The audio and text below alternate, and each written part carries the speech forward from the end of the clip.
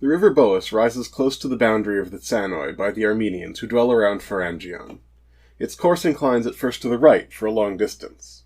Its stream is small and can be forded by anyone with no trouble as far as the place where the boundaries of the Iberians lie on the right, and the Caucasus ends directly opposite. In that place many nations have their homes, including the Alans and the Abskoi, who are Christians and friends of old to the Romans. Also the Zekoi, and after them the Huns, who are also called the Sabaroi. But when this river reaches the limits of the Caucasus, and of Iberia as well, there other waters are added to it, and it becomes much larger, and from there flows on bearing the name of Phasis instead of Boas. It becomes a navigable stream as far as the Black Sea, into which it empties, and on either side of it there lies Lazica. Now, to the right of it, the whole country for a great distance is populated by locals as far as the boundary of Iberia. For all the villages of the Lazoi here are beyond the river, and towns have been built there in ancient times, including Archaeopolis, a very strong place, Sebastopolis, and the fortress Pityus, as well as Scanda and Sarapanis by the boundary of Iberia. The two significant cities in the latter region are Rhodopolis and Mocharesis, but to the left of the river the limit of Lazica is 1 day's journey for an active traveler, and the land is devoid of people. Adjoining that land is the home of the Romans who are called Pontians. Now it was in the territory of Lazica, where no people lived, that the Emperor Justinian founded the city of Petra in my own time. This was where Ioannis, surnamed Tzibus, established the monopoly, as I said in the previous narrative, and caused the Lazoi to revolt. Reading from Procopius, The Wars of Justinian, Book 2, Chapter 29, lines 14 to 21. Thank you to Ben from Wittenberg to Westphalia.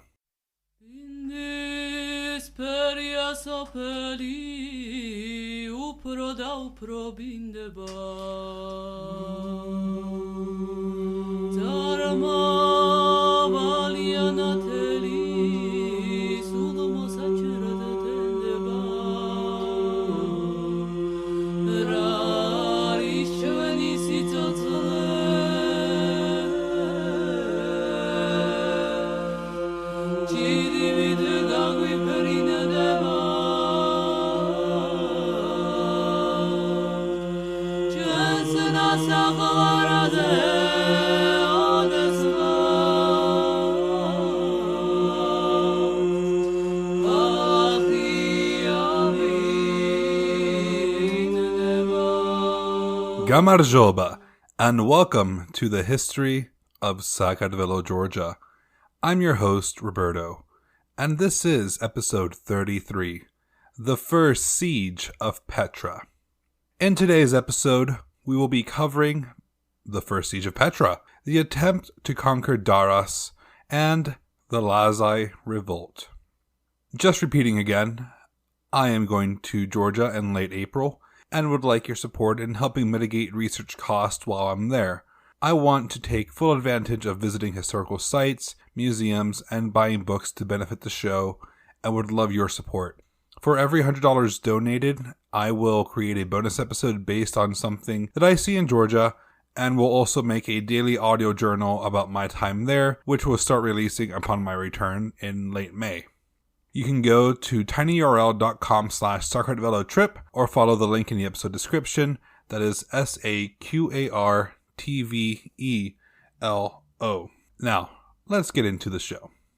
Khosrow followed the Lazi envoys through the Kartveli territory, and he gazed upon the forests that would lead them to Lazica. He ordered his men to fell the trees and create a road that would connect his empire to this small kingdom. The trees of Lazica were thick and tall, and an army would be hard-pressed to move through them. The trees they cut down were turned into supports for the new road that would greatly simplify travel between many previously inaccessible regions. The Persians could now make their way straight to Nokhalakevi, where they met with King Gubaz II. Gubaz pledged his loyalty to Khosrow and let him know that Lazica was his to rule. Together, the Shahanshah and the king discussed what their first course of action would be, and Gubaz only had one name on his mind: John Tzibus. John Tzibus was the Byzantine general that had been chipping away at his power, depriving his people of the necessities of life, and controlling all the trade in the area due to his bottomless greed. For the Persian mission to control Azika to be successful, he would need to go. Tzibus also controlled the Byzantine fort of Petra, which gave the Byzantine army easy access to the whole land and the valleys of Lazica, as well as control over the ships coming from Anatolia. It was also easily defensible and allowed the Byzantines to reinforce their troops easily. Khosrow and Gubaz were in agreement on the best plan of action. To regain Lazica, the fortress of Petra must fall. Khosrow dispatched scouts to scope out the fort, and soon thereafter ordered General Anyabedes to take the fort. Tzibus could not be surprised that easily, though, as his own scouts reported on Persian troop movement in the area and ordered his men that no one was allowed outside of the fort or were to be seen along the parapet. When they moved through the fortress, armed themselves or donned their armor, they could not make a single sound. The enemy had to assume the fort was completely empty.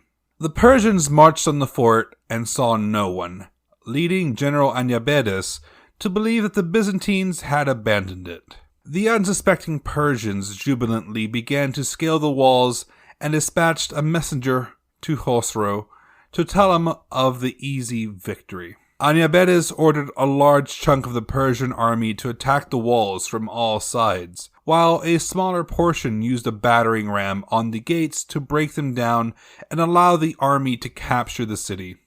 Imagine the Persian surprise when the gates swung open and the Byzantines poured out to kill the unsuspecting Persian soldiers. The first to fall was the group controlling the battering ram, followed by the rest of the army around the fortifications. This defeat prompted Anyabedes to return to Nokhalakevi, where he met with Khosrow and Gubaz. Khosrow grew angry with the general and ordered him impaled, because he had been outmaneuvered by John Tzibus, a merchant and unwarlike man. Khosrow then decided that if you want something done right, you need to do it yourself. He marched men to Petra, made camp, and laid siege to the Byzantine fort. Khosrow, thinking the walls were not sturdy, ordered his men to storm the wall and for his bowmen to blot out the sky with arrows. The Byzantines surrounded their fort and fought off the assault from the infantry in spite of a weaker position, but were soon felled by the rain of arrows. John Tzibus himself left his quarters to examine the situation, only for an arrow to pierce his neck. The sun set and the Persians withdrew for the night. Khosrow needed a way to break through the walls of the city. The Byzantines, despite the loss of their leader, wouldn't just open it up to the Persians. Khosrow and his generals decided they had two choices: force the Byzantines to open the gates, or distract them long enough to allow them to storm the walls. The siege continued as normal the following day. That is, as far as the Byzantines knew. Nearby, Persians were hard at work tunneling underneath the walls of the fort. Deep underground, beneath one of the towers of the fortress, soldiers piled wood in preparation for one of history's least fun bonfires. As the flame rose, the stones weakened and the tower collapsed into the hole. The Byzantines inside managed to make it out in time, but the damage had been done.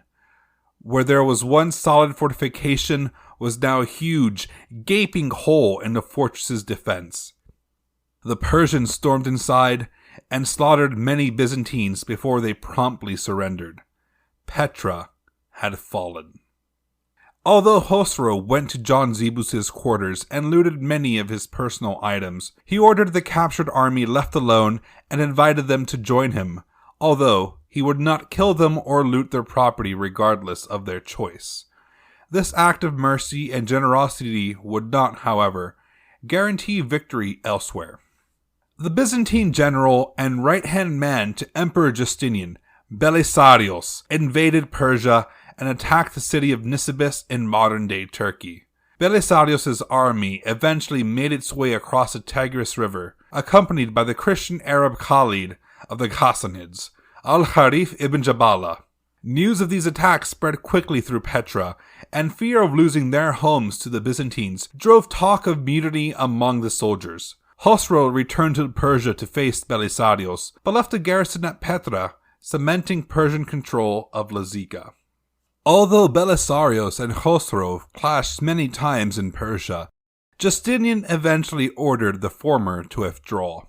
Meanwhile, everything remained quiet on the Lazican front, until Justinian sent an envoy to Khosrow in 545. In exchange for peace, the Byzantines demanded control of Lazica.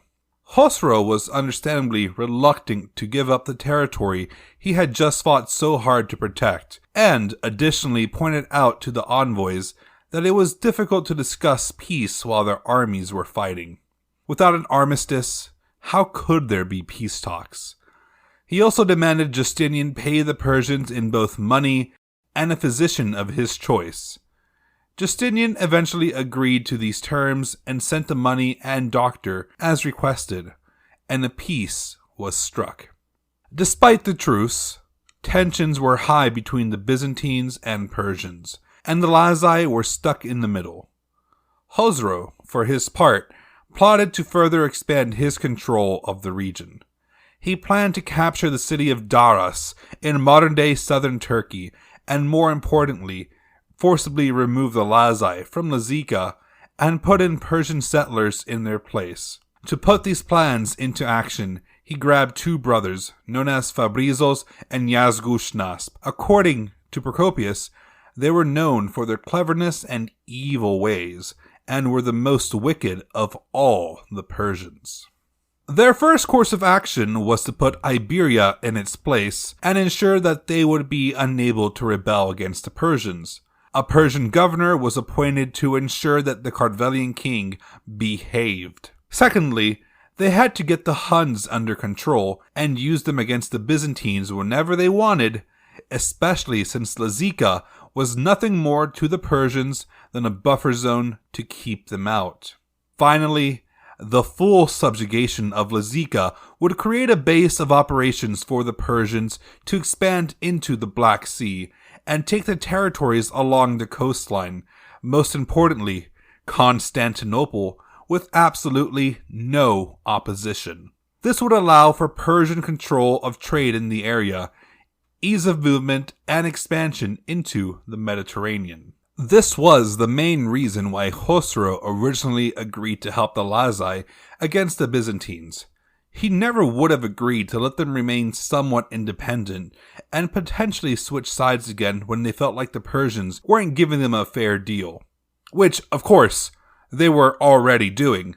Life under the Persians was no less oppressive than under the Byzantines. They were rigid in their way of life, and their laws and decrees were all but counter to Lazi ideals. The worst part is that the Persians were filthy fire worshippers, Zoroastrians, and the Lazi were pious Christians. Any advancement in government required conversion to Zoroastrianism, and priests were constantly coming round to mislead, voluntarily convert the populace. The Lazi also suffered economically under their new masters. The loss of Byzantine trade routes, even with the price hikes that Tzibus had made, meant that the Lazi lost access to salt altogether. With no natural salt in the region, they depended on imports. Crops also failed frequently, and growing grain, or growing grapes for wine, was quite difficult. They were able to grow millet and found other ways to find enough to eat, but things were nevertheless increasingly difficult. The Lazi grew more and more discontented as they realized that life under the Persians was, astoundingly, actually worse than under John Tzibus. Khosrow understood all this and had a plan to fix it. Get rid of King Gubaz II and deport all the Lazi somewhere else. After these plans were put in place, Khosrow sent Yazgushnas to Byzantium as an envoy, but would stop first in Daras to rest. This is an interesting story, so I will talk about it. Khosrow picked 500 of his best soldiers and ordered them to go into Daras, find as many houses to stay in, and the following night set them all ablaze. While the Byzantine troops attempted to put out the fires, the Persians would open the gates and the rest of the army could enter and take the city. This plan was foolproof in Khosrow's mind, but one of the Byzantine soldiers that had joined him after Petra defected back to the Byzantines and told the commander of Daras, Georgios, about the plan. With this in mind, Georgios met with Yazgushnas along the border between the two empires and brought up the 500 Persians in Daras. Such a large entourage was not permitted within the city, insinuating that something dastardly was afoot. Yazgushnas took this as an insult and insisted he only wanted to speak with Justinian. Georgios replied that only 20 men would be permitted to accompany him inside the city. This put a stop to Khosrow's plan for capturing the city, and Yazgushnas went on to Constantinople without further incident. He lavished gifts upon the emperor as well as a letter inquiring upon the emperor's health. Yazgushnas was treated better than most envoys, and he left with many gifts once he returned to Persia. Returning to Lazica, ships and siege engines were under construction at Petra. Fabrizos, the brother of Yazgushnas, was ordered to dispose of the Lazi king, Gubaz II. Such an act of treachery would require a measure of collaboration from the members of the Lazi nobility. Fabrizos entered Nokhalakevi with 300 soldiers and began his search for a sufficiently amoral noble. Word came of a noble named Pharzanzes that had been arguing with the king and refused to see him. Fabrizos had his candidate. He summoned the noble to meet with him, where they began plotting. It was decided that Fabrizos would invite King Gubaz II to Petra, and together they could talk about the needs of the Lazi people, especially since Khosrow wanted to make sure that they could improve their living conditions. And off Pharzanzes went to invite the Lazi king to Petra. However, when they met, Pharzanzes instead told Gubaz of Fabrizos' plan to assassinate him. This prompted the two former enemies to work together and plan an open revolt against the Persians. With the Lazi now in full revolt, Khosrow's attempts to subjugate the kingdom had vanished into thin air. Fabrizos ordered his garrison at Petra to prepare for a siege and promptly departed back to Persia, leaving his troops leaderless. Gubaz reported everything to Justinian and begged the emperor to forgive E33 for his insolence and to aid them with everything that they could to get rid of the Persians, because without their support, E33 would fall. Justinian could not be more than gladdened by this news, and he sent 7,000 men under General Dagistaios along with 1,000 Sanoi to assist the Lazi. Once they reached the area around Petra, they met with King Gubaz II and prepared for another siege. To connect with us, feel free to find us on social media under history_Georgia or on Facebook at the History of Saqartvelo, Georgia. Our intro music is Bindisperia Sopeli by Zedashe. They will be touring the US in September 2024, so keep a lookout for them. This is where I'd like to remind you of the ongoing GoFundMe to help support my trip to Georgia. And to help this podcast continue otherwise, please feel free to subscribe to our Patreon or donate via Coffee or PayPal. On Patreon, you can get various bonus episodes, such as the episode on Dali, or even the readings of the Book of Wisdom and Lies by Orbeliani. The links are in the episode description. If you would prefer donating something a bit more tangible, such as a book, we also have an Amazon wishlist for you to peruse and order something from. But the best way and the free way to help us is via a review on Apple Podcasts, Spotify, or your preferred podcast host, as it goes a long way with getting the word out about the show and helping us reach new people to learn about Georgia. Madlaba da Nakvamdis, and thank you for listening to The History of Saqartvelo, Georgia. See you next time.